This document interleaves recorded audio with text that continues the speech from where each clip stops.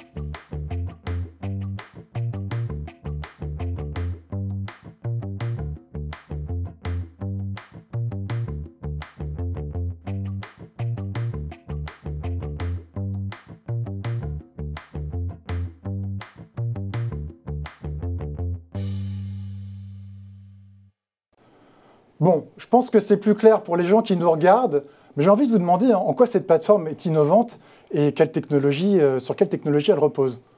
Alors, elle est innovante, on pourrait dire elle est innovante dans le monde digital, mais en fait, elle fonctionne un petit peu comme l'agence de voyage de vos parents ou de vos grands-parents qui, dans leur petite ville de province, ou pas forcément d'ailleurs, dans une grande ville, étaient connus, reconnus, leurs habitudes, leurs spécificités, et qui permettaient à l'agence de voyage du coin de la rue de leur conseiller vraiment l'hôtel ou les hôtels qui allaient le mieux leur convenir au voyage spécifique qui était recherché. Donc aujourd'hui, on fait la même chose finalement, mais de manière digitalisée, en s'inspirant des sites de rencontres en ligne. C'est les sites de rencontres en ligne en fait, qui nous ont inspirés en se disant mieux on se profile, le moins de chances on a d'avoir une mauvaise surprise. Oui, pardon, j'allais parler en anglais, une blind date donc qui se passe pas très bien ou qui est ennuyeuse. Et finalement, un hôtel, c'est une rencontre pour une nuit, pour une semaine, pour un petit peu plus parfois. Et cette rencontre, elle est faite d'éléments fixes et d'éléments variables. Les éléments fixes, c'est l'adresse de l'hôtel, son pays, son nombre de chambres. Ouais. Et puis les éléments variables, c'est l'équipe de l'hôtel. Les faits de qui, de combien de personnes, de quel âge moyen, expérience moyenne, langue parlée et également des autres clients. Et donc vous allez savoir avec l'âge, très très vite, en tout cas pour un certain nombre d'entre nous, ce que vous n'aimez pas. Et on se rend compte que nos clients savent très très bien ce qu'ils n'aiment pas, ce qu'ils ne veulent pas toujours très bien ce qu'ils veulent. Donc on est là en fait pour aller leur apporter un choix limité sur ce qu'ils pourraient aimer et après les laisser faire ce choix-là en fonction de la bagarre que se livrent les 4 ou 5 hôteliers qui sont sélectionnés. D'accord. Bah écoutez, moi en tant que voyageur, je me dis que c'est une expérience, enfin, ça paraît convaincant pour réserver un hôtel. Mais si je me place du point de vue de l'hôtelier, lui, enfin, quel bénéfice il peut retirer de My Hotel Match en fait? Alors c'est tout simplement un bénéfice énorme. Les hôteliers aujourd'hui payent directement ou indirectement jusqu'à 25% de commission aux grands hôteliers mondiaux qui sont certainement, surtout, enfin, ils sont essentiellement américains.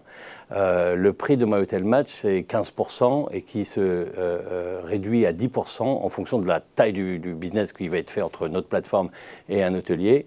Donc ça va ramener de la profitabilité à tous ces propriétaires d'hôtels et à toutes les équipes qui travaillent dans ces hôtels, mais ça va leur redonner aussi un petit peu la maîtrise de leur destin. Ils vont pouvoir se bagarrer, exister, ou pas d'ailleurs. Hein, s'ils choisissent de ne pas se bagarrer, ben, ils vont être éliminés de la course simplement. Ils ne participeront pas à la demi-finale ou à la finale. Et c'est assez simple, mais c'est comme ça que ça fonctionne de toute manière dans la vie entre les hommes et les femmes, entre les humains. Et donc dans les choix pour les hôtels, c'est exactement la même chose. D'accord, donc le commissionnement en tout cas est moins élevé que ce que la concurrence propose. Moitié moins cher. D'accord. Parce que justement, enfin, dans le domaine de la réservation d'hôtels, on pense à d'autres noms, Booking, Expedia, enfin, c'est les mots les marques qui me viennent spontanément à l'esprit, pardon. Et en fait, est-ce que c'est un secteur qui est très concurrentiel? Alors, c'est un secteur, l'hôtellerie, qui est extrêmement concurrentiel, puisqu'il peut y avoir 5 hôtels dans la même rue. Et en même temps, c'est un secteur dans lequel la commercialisation est oligopolique. Donc c'est un oligopole entre les deux noms que vous avez cités, contrôlent 90% du marché.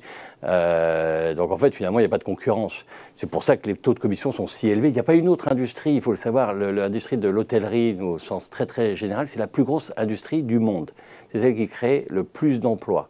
C'est plus gros que l'automobile, c'est plus gros que le pétrole.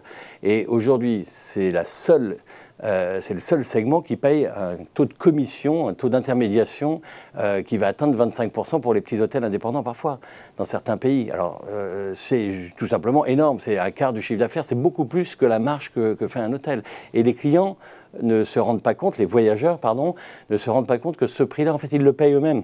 Ils pensent que c'est l'hôtelier qui le paye, mais indirectement, vous le savez très bien, c'est de l'argent qui va dans la poche de l'intermédiaire, elle ne va pas dans la poche de votre fournisseur, qui va vous faire payer un service qui sera peut-être moins bon, voire beaucoup moins bon. Par exemple, chez My Hotel Match, on va avoir des critères. Est-ce que l'hôtel a un défibrillateur? Est-ce qu'il a des matelas récents? C'est une question toute simple que vous ne posez jamais quand vous voyagez. Dire, bah oui, un matelas fatigué, c'est une mauvaise nuit. Est-ce qu'il y a des systèmes d'alerte pour les punaises de lit? Ça a l'air aussi assez étonnant, mais c'est un vrai problème quand il y en a. Donc nous, on va accompagner nos partenaires hôteliers dans cette démarche, parce qu'on vient aussi de la propriété hôtelière. Donc on est bienveillant avec les hôteliers, on n'est pas là pour, encore une fois, les forcer à faire un prix réduit, qui à la fin vont faire payer au client, qui lui-même sera insatisfait et qui fera payer via TripAdvisor, sous la forme de commentaires anonymes souvent, à un hôtelier l'insatisfaction de son voyage. Et j'insiste là-dessus parce que dans le profiling, dans le travail volontaire, parce que finalement le travail produit des résultats, si vous choisissez un hôtel en fonction de critères, de notes qui ont été donnés par des gens que vous ne connaissez pas, qui ne vous ressemblent pas, ça ne devrait pas vous inciter à choisir ce restaurant ou choisir cet hôtel parce qu'il est une note de 9 sur 10 ou 5 sur 10 de ne pas le prendre. Vous ne connaissez pas les gens qui ont donné ces commentaires-là. Donc ça n'a vraiment pas de sens au moment où on peut se profiler en disant « Moi, je suis aujourd'hui en famille, je suis aujourd'hui avec mes collègues de bureau ou je suis tout seul, enfin peu importe. J'ai différents profils en tant que voyageur. Je renseigne la plateforme. La plateforme me sélectionne 4 hôtels qui vont un peu se bagarrer pour moi, donc ils vont essayer de me séduire. Il y a un côté ludique aussi dans ce chatting qui correspond très bien on va dire, à une période TikTok, à une période Snapchat, et qui en plus GDPR compliant, parce que ça permet d'éliminer ces échanges au départ du client. C'est-à-dire que le client s'en va, l'hôtel perd. D'accord, il n'y a pas de récupération de données. Il n'y a pas de récupération de données. Okay. Et ça, c'est très très important. Il faut que les données soient protégées, bien évidemment. Mais il faut protéger les hôtels contre eux-mêmes, parce que des fois, ils les oublient tout simplement. Et ça peut donner lieu à des contrôles et des amendes qui, dans l'avenir, ne manqueront pas d'arriver. D'accord. Alors, Jean-François, vous avez annoncé récemment l'acquisition du groupe My Agency. Est-ce que vous pouvez nous expliquer quelle activité exerce ce groupe et en quoi cette acquisition s'inscrit dans votre stratégie de développement? Alors, nous avons fait l'acquisition de My Agency pour plusieurs raisons, mais d'abord parce qu'il y a des hommes et des femmes dans cette entreprise qui sont formidables et qui, depuis 17 ans, ont réalisé plus de 100 millions d'euros de matching de voyage pour leurs clients. Donc, c'est un moyen pour nous de rentrer directement dans le haut de gamme. Ça représente environ 10 millions d'euros de chiffre d'affaires pour l'année 2022. Donc c'est un business que nous connaissons bien, qui va connaître une croissance régulière dans le marché très haut de gamme on va dire, du voyage sur mesure ou de l'expérience sur mesure. Et donc c'est vrai qu'on est très très content de cette acquisition. Je pense que ça porte nos équipes à une trentaine de personnes et on va être beaucoup plus costaud, avec beaucoup plus de data à apporter à My Hotel Match, et la capacité aussi d'avoir de l'humain, parce que c'est important. On parle beaucoup d'intelligence artificielle pendant le Vivatech hier. Bien sûr que nous avons de l'intelligence artificielle, mais avant ça, il faut de l'intelligence humaine qui renseigne la machine, qui lui apprenne un certain nombre de réflexes concernant ce client quand il a ce profil-là pour ce type de voyage. Donc oui, c'est effectivement un moyen pour nous de gagner beaucoup de temps et puis d'amener My Agency de 10 millions d'euros de chiffre d'affaires à 15 millions d'euros à très très court terme. Très bien. Alors, je sais que vous venez du monde de l'immobilier et de l'hôtellerie. En quoi votre expérience va contribuer à la réussite de ce nouveau projet ?